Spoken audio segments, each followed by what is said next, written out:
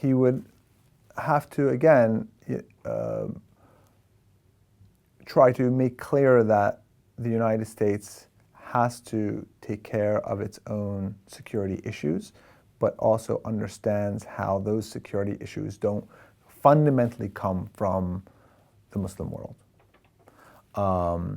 And so in that regard, sort of, again, de-racialize and de-link Muslims and Islam from political acts that some Muslims might do in the name of Islam.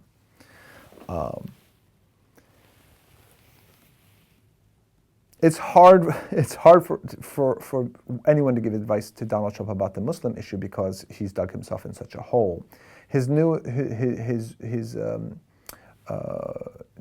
more recent stance was that he doesn't want to ban all Muslims, but just people coming from Muslim countries or coming from countries that have had a large amount of Islamic terror or whatever word he would use, right? Political acts of violence committed by Muslims. But of course that opens up a huge new,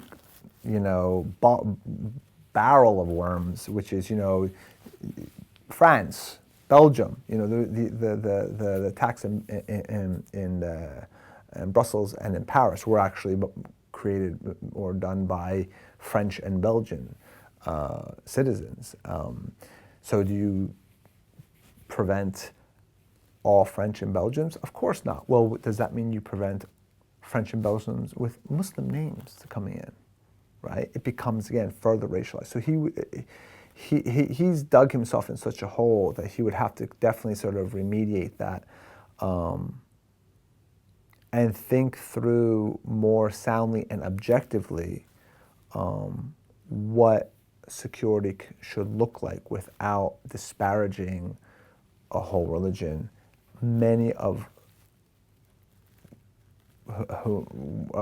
Americans which take part in believe in that religion.